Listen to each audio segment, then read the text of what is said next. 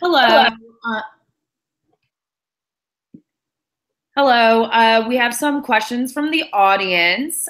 So question number one is, what training techniques are suggested for effective implementation of restraints and seclusion? So first, trainings should be chosen based on the plan or certification type that your school or clinic or whatever it is interested in. There are several different kinds, such as strategies for crisis intervention and prevention and safety care.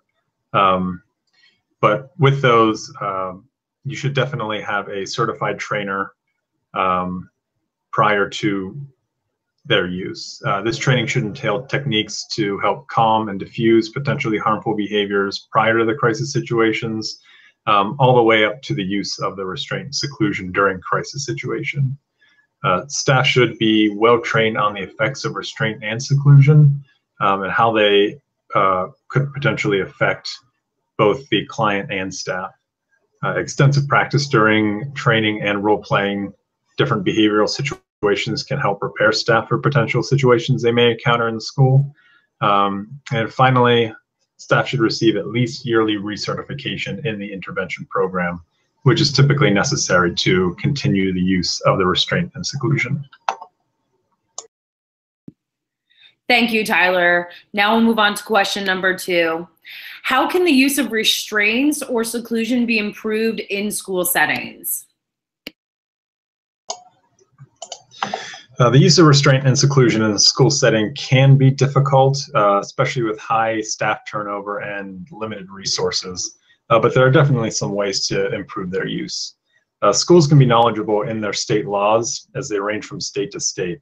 Schools could have clear policies and procedures in place that are readily available to the school community and general public, and should be updated and shared with staff frequently.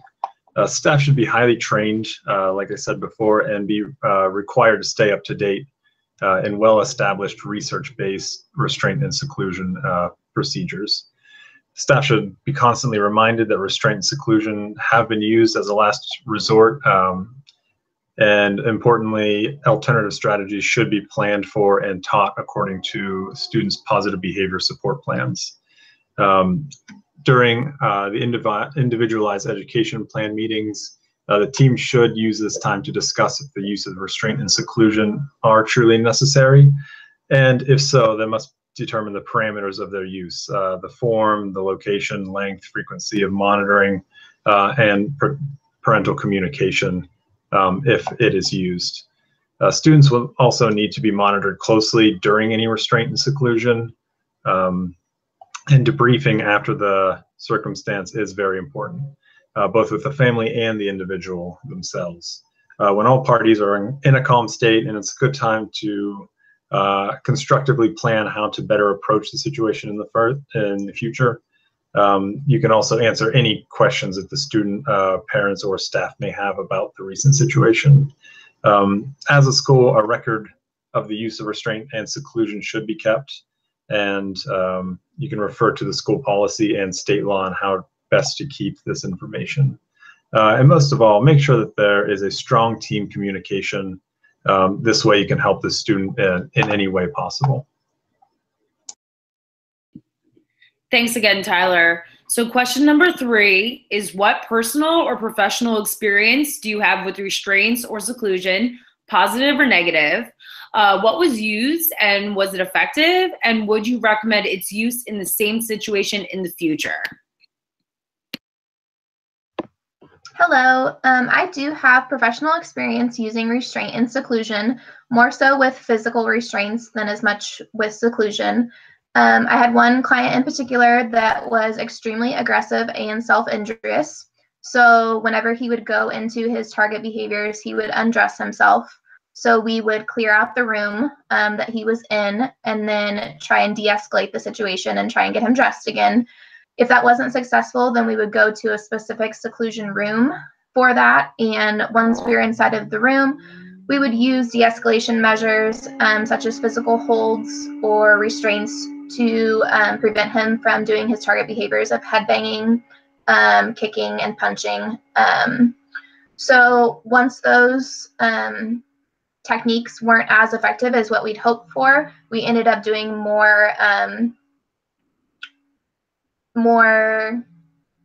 restraints. So it was specifically the bar, brief assisted required relaxation, and that did end up being a positive effect for him and his behaviors, as well as keeping the therapists and the staff safe. Prior to that use, I had had my nose broken, and a couple other therapists had received black eyes.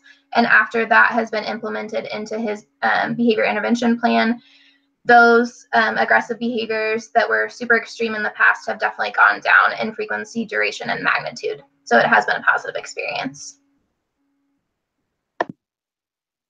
Thank you for sharing, Regina. I also have a lot of professional experience using mostly restraints, a little less seclusion. I have worked with some older learners who exhibit severe self-injurious behavior as well as aggression and property destruction. So we had to use physical restraints to address those behaviors in crisis situations. I worked with a really wonderful team.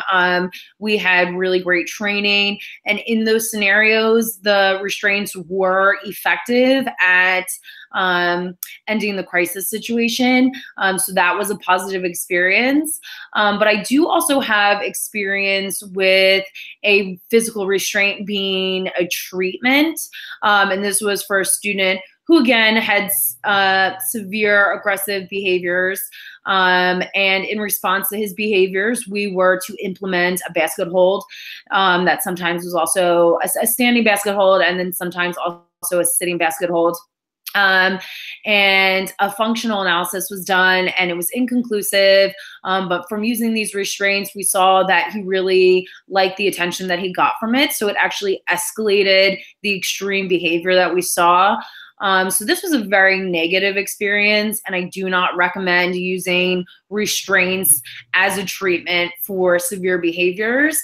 Now that client is using medicine, which is technically a chemical restraint, but his behaviors are a lot better once we removed the physical restraint as the treatment.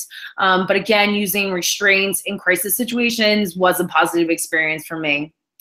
So thank you all for watching our debate, and we appreciate you watching our questions. Have a good night.